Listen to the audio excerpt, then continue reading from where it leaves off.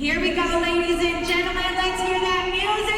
Let's hear it for This display of horsemanship may look beautiful, but the women of Escaramuza Charra don't want the dresses to fool you from thinking what they do is anything but hard work. You know, it's a lot of horsemanship skills that go involved into escaramuza. Being able to control a 1,200-pound animal underneath you in itself is a big deal. And then having our legs on one side, being able to control that balance is super big deal. Some misconceptions are that we're just like the show part for the Mexican rodeo, or that we're just here to for looks. When in reality, it's a lot that goes into becoming escaramuza and completing a routine than what people think there is. They think it's easier than it looks. So, what is the sport of Escaramuza Charra?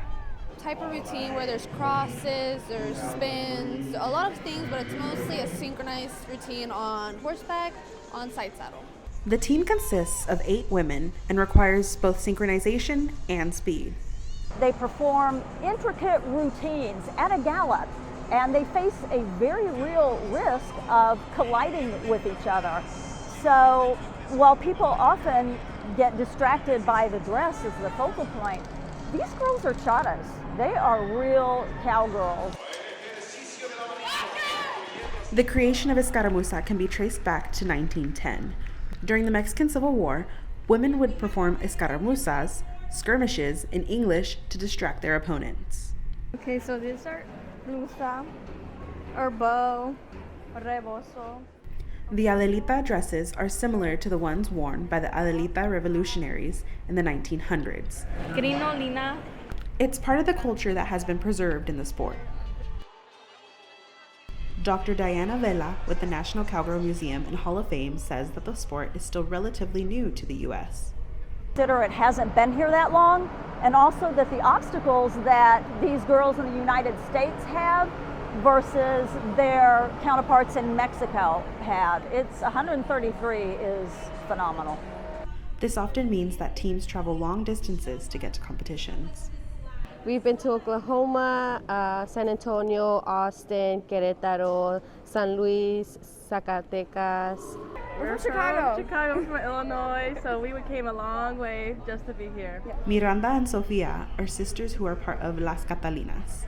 Their team traveled all the way from Chicago to compete at the Fort Worth Stock Show Rodeo for the first time. It's a great honor to be able to take a sport that is been done by generations and generations in Mexico and really bring it to the light in the U.S. and show people what it's about and our roots. Escaramuza is a sport rich in history, culture, and passion. We got so many of our rodeo traditions from the Mexican rodeo. It's really hard to separate the two. And so in some ways, these charras are the women who came before us.